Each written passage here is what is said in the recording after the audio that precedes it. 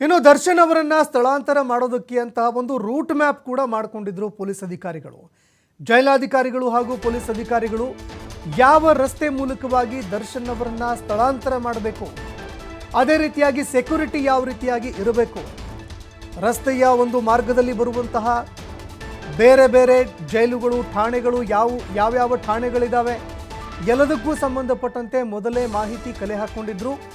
ಅದೇ ರೀತಿಯಾಗಿ ಒಂದು ರೂಟ್ ಮ್ಯಾಪ್ ಕೂಡ ತಯಾರಿ ಮಾಡಿದ್ರು. ಆದರೆ ನಿನ್ನೆ ನಿಗದಿಯಾಗಿದ್ದಂತಹ ಈ ಒಂದು ರೂಟ್ ಮ್ಯಾಪನ್ನು ಪೊಲೀಸ್ ಅಧಿಕಾರಿಗಳು ಬದಲಾವಣೆ ಮಾಡಿದ್ದಾರೆ.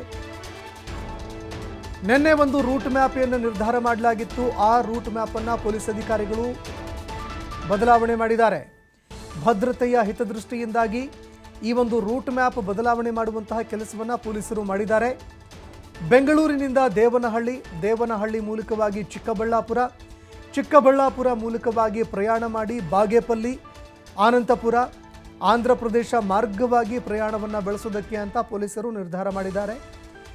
ಇನ್ನು ಈ ಒಂದು ಮಾರ್ಗವಾಗಿ ಪ್ರಯಾಣ ಮಾಡಿ ಉರವಕೊಂಡ ಮೂಲಕ ಮತ್ತೆ ಕರ್ನಾಟಕಕ್ಕೆ ಎಂಟ್ರಿ ಕೊಡಲಿದ್ದಾರೆ. ಇನ್ನು ಮತ್ತೆ ಬಳ್ಳಾರಿಗೆ ಎಂಟ್ರಿ ಕೊಟ್ಟು ಬಳ್ಳಾರಿಯ ಕೇಂದ್ರ ಕಾರಾಗೃಹಕ್ಕೆ ಖಾಕಿ ಪಡೆ ತೆರಳುತ್ತೆ. ಇನ್ನು ಬಳ್ಳಾರಿಯ ಕೇಂದ್ರ ಕಾರಾಗೃಹದ ಸುತ್ತಮುತ್ತಲೂ ಕೂಡ ಸಾಕಷ್ಟು ಭದ್ರತೆ ಒದಗಿಸುವಂತಹ ಕೆಲಸವನ್ನು ಮಾಡಿದ್ದಾರೆ. ಅದೇ ರೀತಿಯಾಗಿ ಜೈಲಿನ ಒಳಗೂ ಕೂಡ ಸಾಕಷ್ಟು ಭದ್ರತೆ, ಅದೇ ರೀತಿಯಾಗಿ ಎಲ್ಲ ರೀತಿಯಾದಂತಹ ವ್ಯವಸ್ಥೆಗಳನ್ನು ಕೂಡ ಪೊಲೀಸ್ ಅಧಿಕಾರಿಗಳು ಮಾಡ್ಕೊಂಡಿದ್ದಾರೆ. ಇನ್ನು ಅದೇ ರೀತಿಯಾಗಿ ಆ ದರ್ಶನ್ ಅವರನ್ನು ಸ್ಥಳಾಂತರ ಮಾಡುವಂತಹ ಸಂದರ್ಭದಲ್ಲಿ ಪೂರ್ವ ನಿಗದಿಯಾಗಿದ್ದಂತಹ ಒಂದು ರೂಟ್ ಮ್ಯಾಪ್ ಏನಿತ್ತು ಅಂದರೆ ಈ ರಸ್ತೆ ಮೂಲಕವಾಗಿ ಹೋಗಬೇಕು, ಜನಸಂದಣಿ ಯಾವ ರಸ್ತೆಯಲ್ಲಿ ಇದೆ, ಕಡಿಮೆ ಇದೆ. ಇನ್ನು ಅದೇ ರೀತಿಯಾಗಿ ಯಾವ ಒಂದು ರಸ್ತೆಯಲ್ಲಿ ಕಡಿಮೆ ಒಂದು ಜನಸಂದಣಿ ಇರುವಂತಹ ರಸ್ತೆಗಳಿದ್ದಾವೆ, ಯಾವ್ಯಾವ ರಸ್ತೆಯಲ್ಲಿ ಯಾವ್ಯಾವ ಪೊಲೀಸ್ ಠಾಣೆಗಳು ಬರುತ್ತೆ, ಆ ಎಲ್ಲ ಒಂದು ಪೊಲೀಸ್ ಠಾಣೆಗಳ ಸಹಾಯವನ್ನು ಕೂಡ ಇಲ್ಲಿ ಪೊಲೀಸ್ ಅಧಿಕಾರಿಗಳು ಪಡೆದುಕೊಂಡಿದ್ದಾರೆ. ಅವರ ಒಂದು ಮಾರ್ಗದರ್ಶನ, ಅದೇ ರೀತಿಯಾಗಿ ಅವರ ನೆರವನ್ನು ಪಡೆದುಕೊಂಡು ದರ್ಶನ್ ಅವರನ್ನು ಸ್ಥಳಾಂತರ ಮಾಡೋದಕ್ಕೆ ಅಂತ ಪೊಲೀಸ್ ಅಧಿಕಾರಿಗಳು ಮುಂದಾದರು. ಯಾಕಂದರೆ ಯಾವ್ಯಾವ ಒಂದು ಪೊಲೀಸ್ ಠಾಣೆಗಳು ಬರುವಂತಹ ಏರಿಯಾ ಏನಿರುತ್ತೆ, ಆ ಏರಿಯಾಕ್ಕೆ ಸಂಬಂಧಪಟ್ಟಂತೆ, ರಸ್ತೆಗಳಿಗೆ ಸಂಬಂಧಪಟ್ಟಂತೆ ಸಾಕಷ್ಟು ಮಾಹಿತಿ ಸ್ಥಳೀಯ ಠಾಣೆಯ ಪೊಲೀಸರಿಗೆ ಇರುತ್ತೆ. ಯಾವ್ಯಾವ ರಸ್ತೆಯಲ್ಲಿ ಎಷ್ಟೆಷ್ಟು ಜನ ಬೆಳಗಿನ ಜಾವದಲ್ಲಿ ಪ್ರಯಾಣ ಮಾಡ್ತಾರೆ, ಅದೇ ರೀತಿಯಾಗಿ ಯಾವ್ಯಾವ ಊರುಗಳು ಬರುತ್ತೆ, ಇದೆಲ್ಲದಕ್ಕೂ ಸಂಬಂಧಪಟ್ಟಂತೆ ಸ್ಥಳೀಯ ಪೊಲೀಸ್ ಠಾಣೆಯ ಅಧಿಕಾರಿಗಳು ಯಾರಿದ್ದಾರೆ ಅವರಿಗೆ ಎಲ್ಲ ರೀತಿಯಾದಂತಹ ಮಾಹಿತಿ ಇರುತ್ತೆ.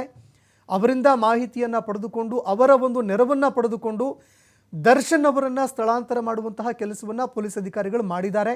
ಅದರಲ್ಲೂ ಪೂರ್ವ ನಿಯೋಜನೆ ಆಗಿದ್ದಂತಹ ಒಂದು ರಸ್ತೆ ಮಾರ್ಗ ಏನಿದೆ ಅದನ್ನು ಇಲ್ಲಿ ಬದಲಾವಣೆ ಮಾಡಿದ್ದಾರೆ ಎನ್ನುವಂಥದ್ದು ಕೂಡ ಗೊತ್ತಾಗ್ತಾ ಇದೆ. ಭದ್ರತಾ ಹಿತದೃಷ್ಟಿಯಿಂದ ದರ್ಶನ್ ಅವರ ಈ ಒಂದು ಪೂರ್ವ ನಿಯೋಜಿತ ರೂಟ್ ಮ್ಯಾಪನ್ನು ಪೊಲೀಸ್ ಅಧಿಕಾರಿಗಳು ಬದಲಾವಣೆ ಮಾಡುವಂತಹ ಕೆಲಸವನ್ನು ಮಾಡಿದ್ದಾರೆ. ಇನ್ನು ಅದೇ ರೀತಿಯಾಗಿ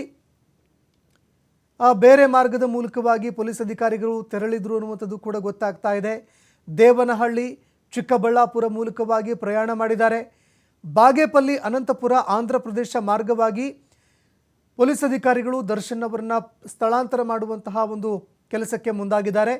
ಉರವಕೊಂಡ ಮೂಲಕ ಮತ್ತೆ ಕರ್ನಾಟಕಕ್ಕೆ ಪೊಲೀಸ್ ಅಧಿಕಾರಿಗಳು ಎಂಟ್ರಿ ಕೊಡಲಿದ್ದಾರೆ.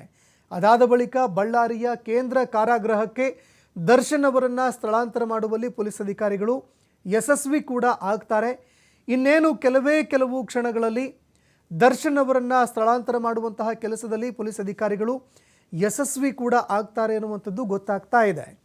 ಇನ್ನೇನು ಕೆಲವು ಕ್ಷಣಗಳಲ್ಲಿ ಬಳ್ಳಾರಿಗೆ ಪೊಲೀಸ್ ಅಧಿಕಾರಿಗಳು ಎಂಟ್ರಿ ಕೊಡಲಿದ್ದಾರೆ. ದರ್ಶನ್ ಅವರನ್ನು ಸ್ಥಳಾಂತರ ಮಾಡುವಂತಹ ಕೆಲಸಕ್ಕೆ ಬೆಳಗಿನ ಜಾವದಲ್ಲೇ ಈ ಒಂದು ಕೆಲಸಕ್ಕೆ ಪೊಲೀಸ್ ಅಧಿಕಾರಿಗಳು ಅಣಿಯಾಗಿದ್ದರು. ಆ ದೃಶ್ಯಾವಳಿಯನ್ನು ಕೂಡ ನೀವು ನೋಡ್ತಾ ಇದ್ದೀರಿ.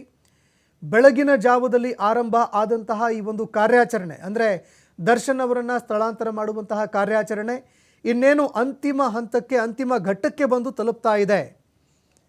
ಇನ್ನು ಅದೇ ರೀತಿಯಾಗಿ ಆ ಪರಪ್ಪನ ಅಗ್ರಹಾರದಲ್ಲಿ ಏನೆಲ್ಲ ಒಂದು ಬೆಳವಣಿಗೆಗಳಾಗಿತ್ತು ಅದು ಯಾವುದು ಕೂಡ ಬಳ್ಳಾರಿಯಲ್ಲಿ ಆಗಬಾರ್ದು, ಆ ರೀತಿಯಾದಂತಹ ಒಂದು ನಿರ್ಧಾರಕ್ಕೆ ಪೊಲೀಸ್ ಅಧಿಕಾರಿಗಳು ಕೂಡ ಬಂದಿದ್ದಾರೆ, ಜೈಲಾಧಿಕಾರಿಗಳು ಕೂಡ ಬಂದಿದ್ದಾರೆ.